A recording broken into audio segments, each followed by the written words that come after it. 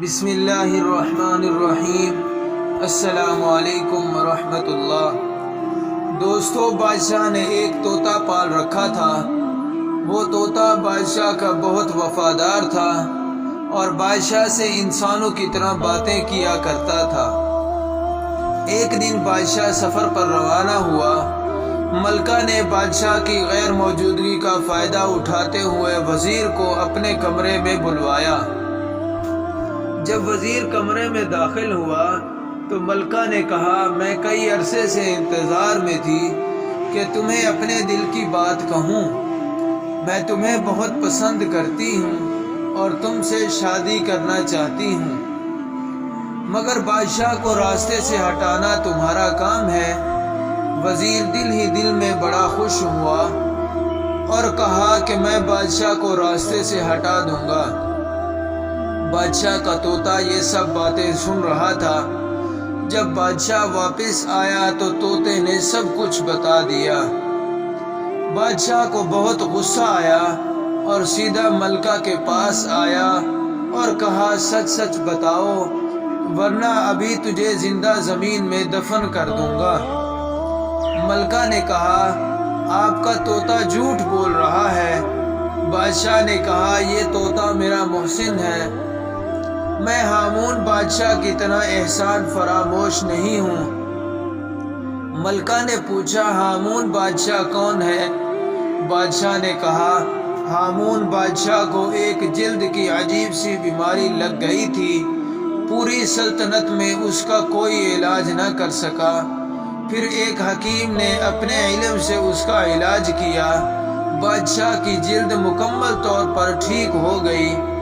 بادشاہ نے حکیم کو بہت انعام سے نوازا تو وزیر حکیم سے حسد کرنے لگا اور کہا کہ بے شک حکیم نے آپ کا علاج کیا ہے، مگر یہ وقتی طور پر علاج ہے اور یہ حکیم ایک جاسوس ہے جو ہمارے ملک میں جاسوسی کرنے کے لیے آیا ہے۔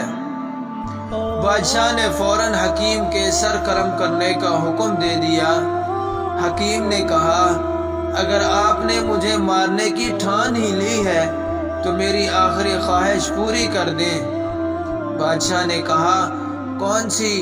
حکیم نے کہا، مجھے مارنے کے بعد میری کھوپڑی کو اپنے سامنے رکھ لینا اور میری کتاب کا صفحہ 120 پڑھنا۔ حکیم کی آخری خواہش پوری کی گئی۔ بادشاہ نے اس کی کھوپڑی کو اپنے سامنے رکھ کر اس کی کتاب صفحہ 120 پڑھنے لگا، مگر وہ صفحہ چپٹا ہوا تھا۔ ہامون بادشاہ نے اپنی لعاب و دہن سے اس صفحے کو کھولنے کی کوشش کی۔ کتاب کے صفحے پر لگی زہر نے بادشاہ کو تکلیف میں ڈال دیا اور وہ تڑپنے لگا، مگر کھوپڑی سے آواز آئی، میں تمہارا محسن تھا اور ایک موذی مرض سے تمہیں نجات دی، مگر تم نے مجھے ہی مار ڈالا۔ اب یہی تمہارا انجام ہے۔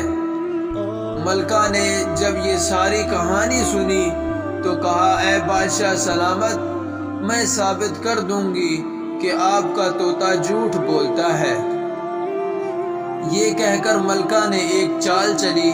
اس نے اپنی کنیز سے کہا، آج ساری رات تم طوطے کے اوپر تھوڑا تھوڑا پانی ڈالتی رہنا، اور دوسری کنیز سے کہا کہ تم ساری رات طوطے کے نیچے بیٹھ کر چکی چلاتی رہنا۔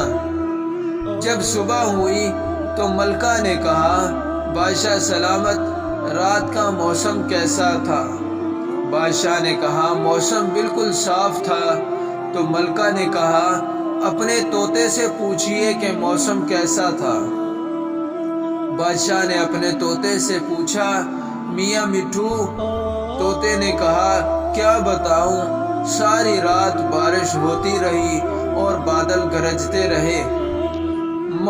ملکہ کی چال کامیاب ہوئی اور بادشاہ نے طوطے کو جھوٹا سمجھ کر مار دیا۔ کچھ دن کے بعد یہ بات ثابت ہو گئی کہ ملکہ اور وزیر کا چکر چل رہا ہے، اور بادشاہ نے ان دونوں کو رنگے ہاتھوں پکڑ لیا۔ بادشاہ نے اپنے جوتے اتارے، اور اپنے ہی سر میں مار دیا اور کہا افسوس کہ مجھ میں اور ہامون بادشاہ میں کوئی فرق نہیں رہا اور میں بھی احسان فراموش رہا۔ ایک انسان ہونے کے ناطے ہمیں یہ بھی سوچنا چاہیے کہ اللہ تعالیٰ کے ہم پر بہت احسان ہیں جن کا شمار کرنا بھی ناممکن ہے۔ کیا ہم بھی احسان فراموش تو نہیں کہ جس طرح ہم نے اپنے رب کی عبادت کرنی چاہیے تھی ہم نے ویسے ہی عبادت کی ہے یا عبادت کو بوجھ سمجھا ہے؟ اللہ تعالیٰ سے دعا ہے کہ وہ ہمیں سچے دل سے اپنی عبادت کرنے کی توفیق عطا فرمائے، آمین۔ ویڈیو اچھی لگی تو لائک کر دیں، کمنٹس کر کے اپنی رائے کا اظہار کریں اور دوستوں کے ساتھ شیئر کریں۔ زندگی رہی تو انشاءاللہ نیکسٹ ویڈیو میں، تب تک کے لیے اللہ حافظ۔